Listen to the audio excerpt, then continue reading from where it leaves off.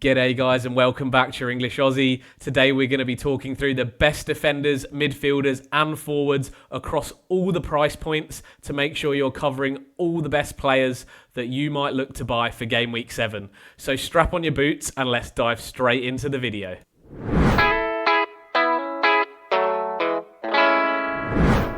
So here we've got all defenders less than 4.5 million. If you are looking for a 4 million defender, all the way to 4.4 million defenders, these are the list of defenders that we are looking at. As you can see here, I've got it ordered by points. You can see the goals, assists, clean sheets, expected goals per 90, expected assists per 90, expected goal involvements per 90, and value. Value is just the points divided by the price of the player. And a calculation that I've created myself, which is the value per minute played for those players, just to take into account the fact that some players have played a short amount of minutes or are not playing the full 90 minutes in matches. BBPS is baseline bonus points, and that is the sort of baseline bonus that players get, excluding clean sheets, goals and assists. So you would expect the players with higher baseline bonus points to be picking up more bonus over the course of the season, excluding the goals and the assists that they are picking up. Looking at the players on this list so far, the ones that I do like in that 4 million price point, firstly is Alderete at Sunderland. Obviously with the goal this week, has also picked up an assist this season, has been useful for Sunderland off those set pieces. Also someone who has been attracting a lot of defensive contribution points in that centre-back role for Sunderland. Looks like he's bedded down a starting spot, and could be a really nice pick given Sunderland's nice fixtures coming up, and also the fact that they have been quite defensively solid so far this season. They are 5th or 6th in the league for goals conceded so far this season, exceeding expectations. A really nice start to the season so far for Sunderland. Their fixtures do get a little bit trickier from game week 11 onwards. After their nice start to the season does turn a little bit tougher from there onwards. So if you are going to target them, I would look for over the next 4 games. Next up is Joe Rodon at Leeds, someone I've been harping on about this entire season.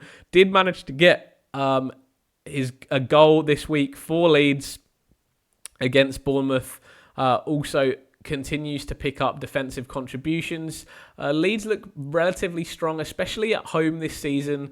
And although I don't expect them to keep too many clean sheets, at 4 million, Rodon is a really nice pick that can also pick up those defensive contribution points in that centre-back role. Some other options I've got here in yellow are Hartman and Esteve of Burnley. I think these guys are reasonable options. Hartman often on some set pieces for Burnley, and Esteve someone who can pick up that defensive contribution points given he is the centre-back role. Elsewhere on this list, I think Goodmanson could also be a nice pick for Leeds. However, he doesn't often rack up those defensive contribution points as much as Rodon. However, in that left-back role, he often does get forwards as well, and does have the potential for some goals or assists. At 4.4, you've got Maxime de Kuiper at Brighton. I don't particularly like Brighton defensively this season, and it remains to be seen if he does find his way back into the side after suffering an injury. Diouf at West Ham as well. Now Graham Potter has come out of the team and Nuno has moved his way into that West Ham manager role. Diouf may potentially become an option at 4.4 million once West Ham's fixtures turn a little bit nicer. Moving on to the 4.5 to 5.4 million defenders, and the big standout in this section is Marcos Senesi of Bournemouth, an absolute DEFCON magnet, top of all the league for defensive contributions so far this season. Also having picked up 2 assists so far for Bournemouth. Brilliant value for money at 4.8 million at the moment. The top scoring defender in this segment with 44 points overall, and also the top scoring defender overall this season. Bournemouth have been playing fantastically well, as they are a team that play very fast rock and roll style football, high transition based, lots of attacks, lots of defenses. You will expect them to continue to pick up those defensive contributions due to their style of play, given there will be a lot of possessions during the game for both teams. Outside of Senesi on this list, I do really like Maxime Lacroix of Crystal Palace, the only unbeaten team in the Premier League now after a 2-1 victory against Liverpool. Lacroix had a really great game in that and was really unlucky with Chiesa's 87th minute goal to miss out on really the 4 clean sheet points plus 2 or 3 bonus points that he would have picked up if it wasn't for that goal. Also, another DEFCON monster, has been picking up a lot of DEFCONs so far this season and does look really good in a Palace defence, which are really set and stable under Oliver Glasner this season. Some other options to consider: Dan Burn and Tino Livramento of Newcastle. Now, Newcastle's fixtures really begin to look a lot nicer from game week 7 onwards, and their fixtures from game week 13 towards almost game week 20 are absolutely brilliant. I think if you can get into this Newcastle defence, which at the moment has been so strong so far this season, having kept 4 clean sheets already, and Livramento actually getting the 5th because he was taken off before Newcastle conceded in one of the game weeks.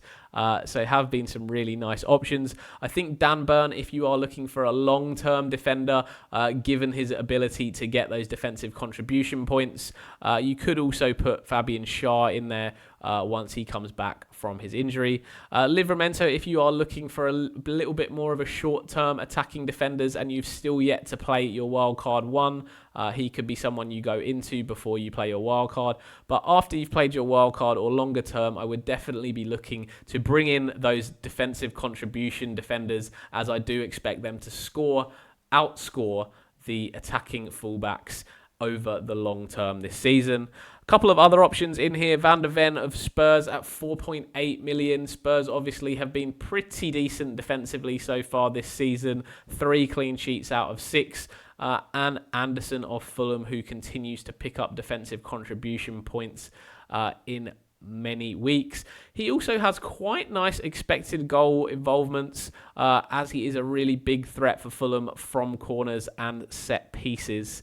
Those are the main players that I do want to touch upon in here. I do really like Chalobah of Chelsea. However, having got sent off this game week, he will be suspended for Chelsea's next match. So I have ruled him out of contention for our game week 7 picks. But he has been a real threat for Chelsea off corners.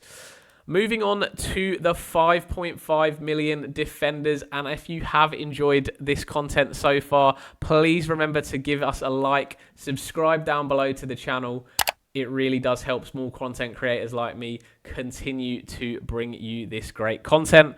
So this is the premium or expensive defenders. Top of the list here, I really do like Gabriel of Arsenal. And also Jurrien Timber. I think Gabriel gives you that solidity and nailed option from Arsenal. He is likely to be starting every game week, not to be rotated too much, although there is the ability of Mosquera coming in for a few games. However, I expect Gabriel and Saliba to be the mainstay partnership for Arsenal for almost every Premier League fixture this season. Jurrien Timber as well, I think, is the best attacking option over Calafiori. I think now Bukayo Saka's back, Timber and Saka's link-up play down that right-hand side from Arsenal is really nice. Timber does tend to get a little bit further forward, a little bit more into the box than Calafiori. He sort of hovers around the outside looking for those sort of long shots or late arrivals into the box.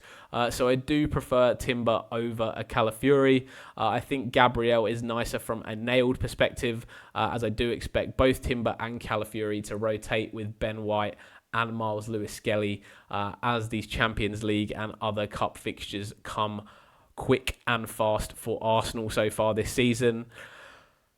Yet to be seen on Gabriel on the defensive contribution points. He did pick them up this week against Newcastle. Newcastle obviously putting a lot of balls into the box, given the height they've got with Walter Marder, Dan Burn and other players. Next up on this list, I do have Virgil van Dijk. I do think he's a good option for Liverpool, given they are one of the best defences in the league.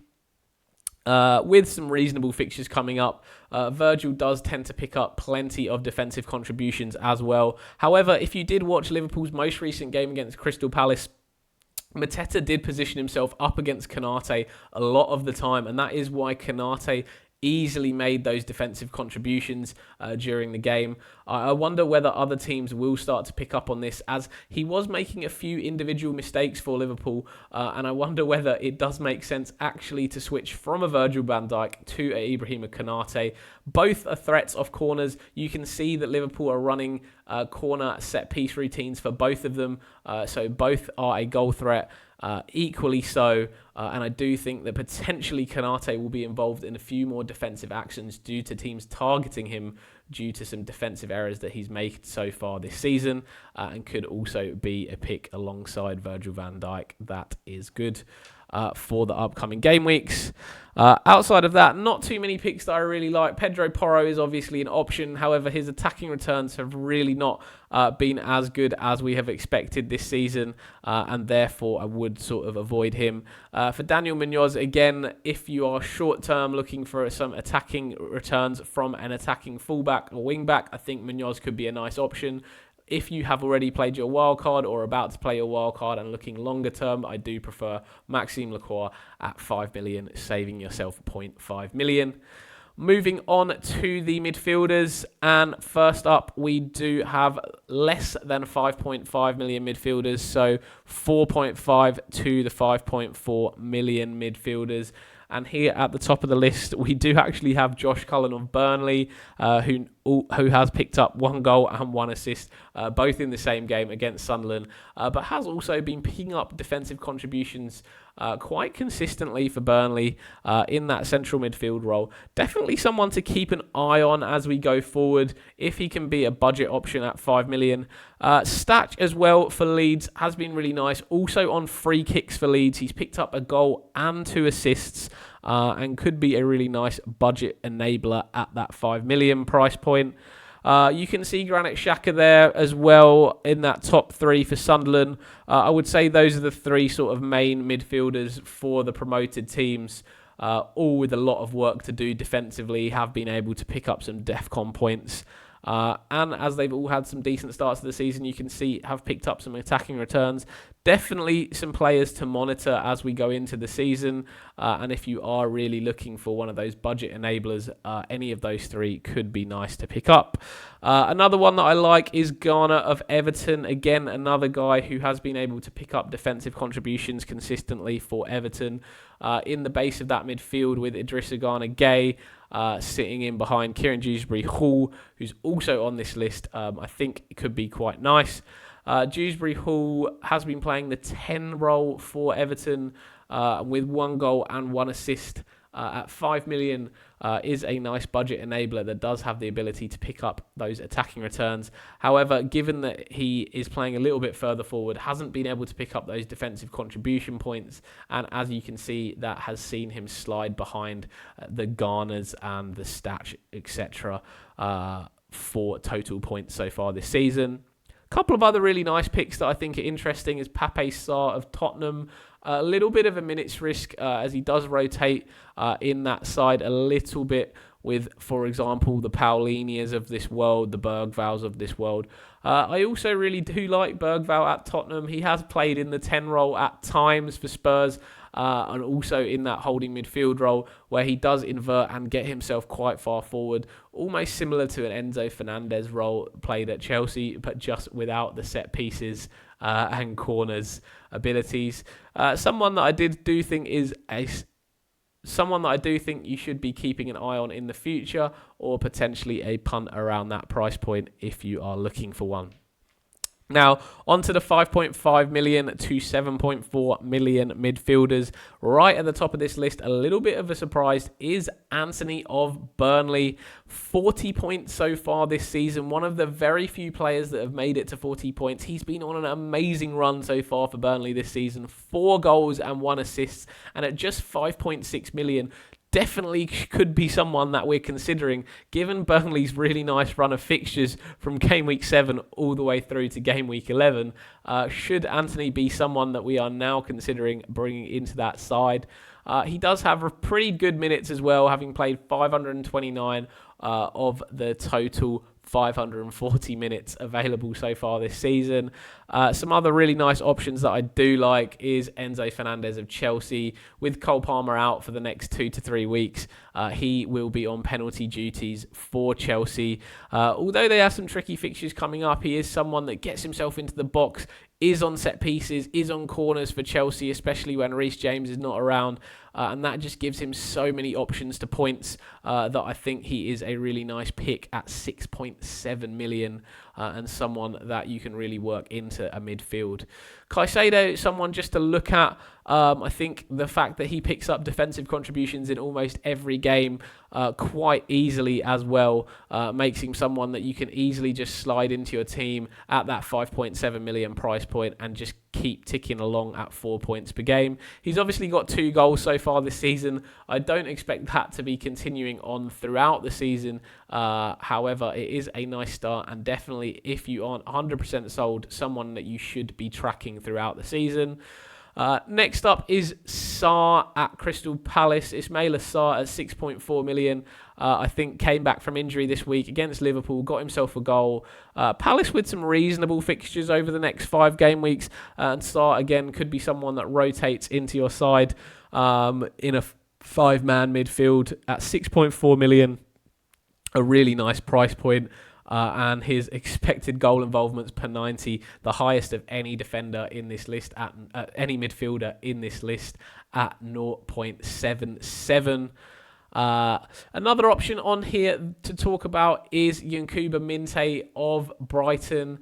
At 5.9 million, he's got 1 goal and 2 assists so far this season. Brighton's fixtures are really nice over the next 5 game weeks as well. If you can rotate him out of the side for that game week 8 against Newcastle, I think 7, 9 and 10 against Wolves, Man United and Leeds are some really nice fixtures for Yankuba Minte this season. A couple of Manchester City assets down below with Doku and Reinders. I think Doku's been really, really good for Man City so far this season. Flown a little bit under the radar in FPL, and at 6.5 million, if you don't already have a Reinders or a Foden, I think Doku is someone that you can definitely look at. I do, however, think Manchester City's fixtures do become a little bit less appealing after game week 7. Everton, Aston Villa, Bournemouth and Liverpool are all tricky games from an offensive standpoint.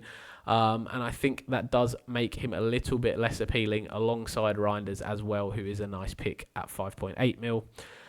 Finally, we've got Mohamed Kudus of Spurs. I think is the main man for Spurs in terms of minutes. 529 out of the 540 minutes so far this season. 4 assists and reasonable expected goal involvements per 90 at 0.36. It could be better, but with Spurs' nice fixtures coming up, I think Kudus is the main route into that Spurs team if you are confident they are going to continue to score goals. And my final pick on here is just Elliot Anderson at Nottingham Forest. Can he just keep ticking along those defensive contribution points? He has been really close and missed out in 3 of those games, so he definitely could be a little bit higher on this list if he can start picking those up. Under Ange, will Nottingham Forest start to score a few more goals? Will Elliot Anderson be involved in those goals?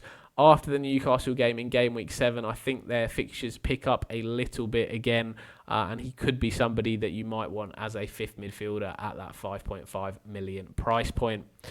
Next up, on to the expensive midfielders, and if you have been enjoying this video so far, another quick shout out. Please like the video and subscribe down below to my channel. I really appreciate it. Thank you so much for watching so far. So we do have right at the top here the main midfielder of FPL so far, Antoine Semenyo, 48 points, 4 goals, 2 assists, taking free kicks, taking penalties, has been getting into such fantastic positions so far for Bournemouth. Expected goal involvement per 90 of 0.55, even managing to pick up defensive contribution points in matches as well. 6 bonus, great value per minute played, and looks a really must-have pick at 7.8 million in that midfield. Mo Salah a little bit disappointing so far this year for Liverpool. I do think that he will still accumulate points as he always does. At 14.5 million, is he a must-have in your team? Absolutely not. Is there anybody else that will cover Salah's points for Liverpool? I don't think so. However, do I think Cody Gakpo is a fantastic pick at 7.6 million? For the price, yes, absolutely I do. And you can see there from the value for Gakpo that it is just a little bit nicer than Salah, the points per price. So I do think Gakpo is really nice at that 7.6 million. I expect Gakpo to be playing, especially in any teams where Liverpool play that are a little bit more physical. I think he gives Liverpool that physical profile on that left-hand side. He does drop into the midfield to win first balls, to win second balls, and I think you saw that they really struggled against Crystal Palace, who really imposed their physicality in that first half against Liverpool, and Arne Slot had to bring him on immediately in the second half, which did definitely improve the quality of Liverpool's play. Bruno Fernandes and Bryan Mbeumo at Manchester United. Now, these are probably a little bit controversial, but if Bruno had scored those 2 penalties for Manchester United, you'd probably see him on around 40 points and looking like a must-have at the moment in FPL. United have not been great so far this season, but you still find Bruno 4th on this list with 25 points. He is managing to pick up defensive contribution points, still managed to score 2 goals so far this season. His expected goal involvements per 90 are inflated due to the amount of penalties that he's had so far this season. However, I do think that you can make a case for him still being a nice pick. I don't think Sunderland is as easy a game as we are saying at the moment, as they have been defending pretty nicely, and then Liverpool up in game week 8. After that, though, Brighton and Nottingham Forest, I do think are quite nice games for Manchester United. I would probably hold out on buying Bruno Fernandes or Bryan Mbeumo at this point, but if you do have them, I think they are solid holds over the next 4 or 5 game weeks. Next up on here is Phil Foden of Manchester City. Found his way back into the starting 11 for Manchester City. Again, another one that I would hold on to if you do have him at this time. However, wouldn't be somebody that I'm looking to buy into the team for game week 7. One of my main targets for game week 7 would be Eberechi Eze of Arsenal. I thought he looked absolutely brilliant for Arsenal in the 10 role against Newcastle. Had a couple of brilliant shots that were fantastically saved by Nick Pope and was unlucky to get himself a goal in that game. 2 assists so far this season. He has just hopefully broken into that Arsenal starting lineup in the number 10 role, with Arsenal's fixtures from game week 7 just looking brilliant all the way through to game week 11. I think Eberechi Eze is a really nice pick going forwards. Another nice one is Bukayo Saka of Arsenal. If you did watch the Arsenal v Newcastle match, you did see that Arsenal did actually get a penalty that was ruled out by VAR. However, it was interesting to see Gyökeres won the penalty, but Saka immediately picked the ball up, and it did look like he was going to take the penalty for Arsenal. So that is a really interesting one to keep an eye on. If he is the penalty taker for Arsenal, does that make a big difference to you in your FPL team? Does that make him an even nicer pick at 9.8 million with Arsenal's great fixtures coming up? I think he's still such a key player for Arsenal, and although the expected goals and assists don't quite show his talismanic nature to that team, he certainly is where the ball looks to go frequently for Arsenal. He also takes corners for them, which is such a big threat for them, and he is just a main man in that Arsenal team. Could be a really nice pick and someone that could gain you big points, especially if he does take those penalties for this Arsenal team.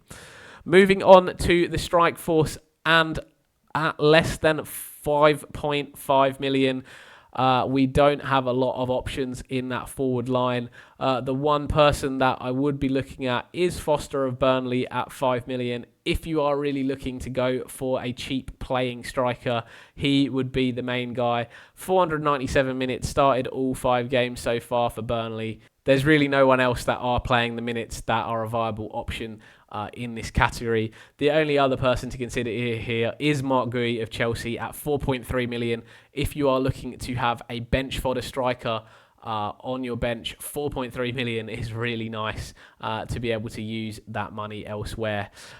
something that I have spoken about a little bit this season is I do think that is the optimal formation now that people should be looking to go to and will be looking to go to in the future.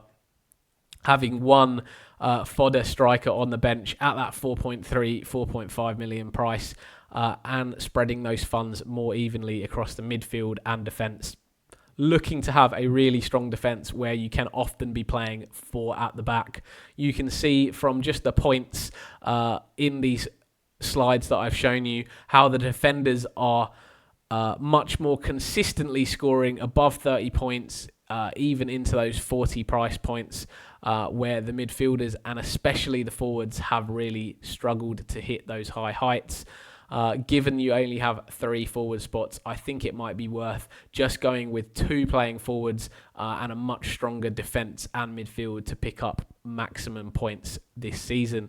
Moving on to the mid-price forwards, one more reminder for you guys, if you have watched this video so far, please remember to like, subscribe down below to the channel. And without further ado, let's keep going with the video.